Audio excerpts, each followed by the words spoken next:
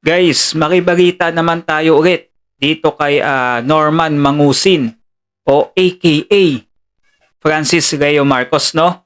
So may bago siyang new look at naging kalbo na siya ngayon, no? At eto, mukhang pinagtanggol ni Senator Rapi Tulfo eto si Norman Mangusin. Dahil nga ay tila nga pinapahiya nga siya doon sa social media, doon sa press con na ginawa ni Commissioner Carinisan. At dito, nagulat ang lahat dahil itong si Carinisan ay humingi ng tawad. Humingi ng tawad kay Senator Rapi Tulfo. Dahil nga sa ginawa nga daw nitong pang-aaripusta dito kay Norman Mangusin, na dahil sa kanyang kaso na unjust vexation lamang, pinapress con pa niya at pinahiya pa niya eto si Norman Mangusin, no? So eto, panoodin natin yung latest news at dito ay nabash din si Idol Rapi Tulfo dito dahil nga sabi ng ilan ay kinakampihan niya daw ito si Norman Mangusin at nakahanap daw nakakampi si Norman Mangusin.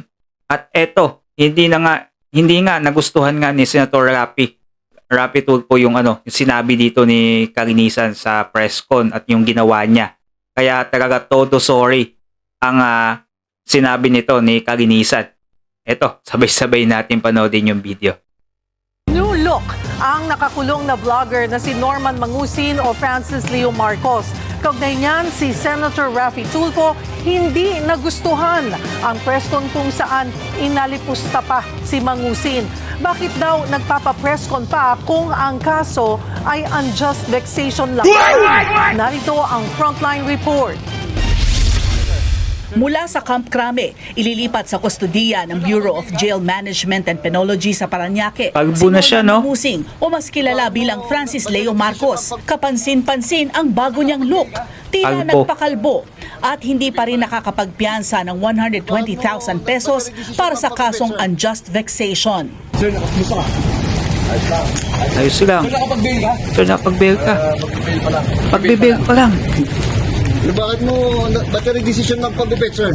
Hindi na sinagot. Kaninang umaga, sumailalim siya sa medical quarantine sa BJMP Parañaque. Pagkatapos niyan, ay saka pa lamang siya ililipat sa regular na selda. Yan. So, ang dami nagtanong dito sa kanya, no, na bakit siya nagpagupit.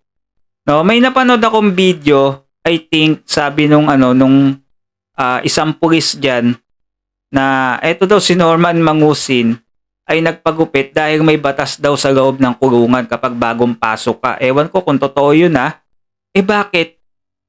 Bakit sila Senator Bong Revilla hindi naman kinagbo, di ba? Kung may batas nga sa loob ng kulungan, di ba? Isipin nyo guys, logic, no? Paglipat ng kulungan ni Mangusin ay alinsunod sa utos ng korte para sa pagbasa ng sakdal sa Lunes. Hindi naman alam ng pulis kung bakit hindi pa nagpapiyansa ang vlogger. Unfortunately, for unknown reason, ay hindi siya nakapag-bail. It's either may problema sa documentation niya or wala siyang pangpiyansa. Walang Nitong Miyerkules pampiyansa? nang arestuhin si Mangusin habang nag-aalmusal sa isang hotel sa Pasay. Naka-livestream pa nga siya nang hulihin. Hinarap pa noon si Mangusin sa media kung saan nagkaasaran pa sila ng complainant na si Mark. Yan. So, Itong sinasabi nila na hindi makapagpiyansa, mukhang malabo. Kasi, may datong yan si Mangusin, no? Baka may dahilan nga kung bakit hindi pa siya nakakapagpiyansa. Tapos ito yung nakitaan ng butas ni Senator Rapi Tulfo. Itong mga pinagsasabi ni Mark Jason o aka sa tawag na makagago. Dahil nga hinayaan daw ng NAPOLCOM na alipustahin ito si Mangusin sa social media samantalang nandyan sila mismo, no? Yan yung nakita ng butas at eto pa, no? Totoo ba na sa palagay ninyo at sa tingin ninyo ay inalipusta talaga to si Mangusin dahil lang sa kaso niya na yan? Sa tingin nyo ba? Kakampi din ba kayo kay Senator Rapi Tulfo sa kanyang pagtatanggol dito kay Mangusin na hindi maganda tong ginawa ng NAPOLCOM, di ba? Eto, panoodin natin. Jason Warnakulahewa o mas kilala bilang Makagago. Totoong ang baho mo, tingnan sa personal. O ayan. Ang baho mo, hinayupak ka. O hinayaan lang oh. Okay, no problem. Haharapin ko yan. Oo, naunahan lang ako eh. Oo, pangit ka. O saka inano ni Kalinisan eh. Sa kanya pinigilan kung kailan tapos na magsalita tong si MJ o si Makagago. Eto, tingnan yung sinabi dito ni Kalinisan. Sabay hingi na siya ng tawad kasi nasita siya eh. Nakitaan siya ng butas ni Senator Raffy Tulfo dito dahil sa ginawa niyang pamamahiya at pang-aaripusta nga dito kay Norman Mangusin.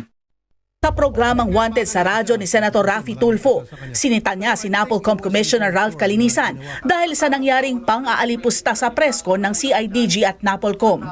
I think it was uncalled for na ginawa po ng CIDG na binalanda yung pagmumukha niya at pinabayaan pa yung komplena na pagmumurahin siya at insultuhin siya. Tama. Samantalang yung kanya pong kaso ay just vexation lamang na napakababaw. Tama, mababaw. Ba't ganun po? Giit naman ni Kalinisan, hindi lang unjust vexation ang kaso ni Mangusin. Meron pong human trafficking dito sa namakmak po na estafa cases. Mga OFWs po natin ang pinapahamak po nito. Disrespect for institution, use of the uniform, pagpapahiya ako sa mga police, even NBI, even the LTO.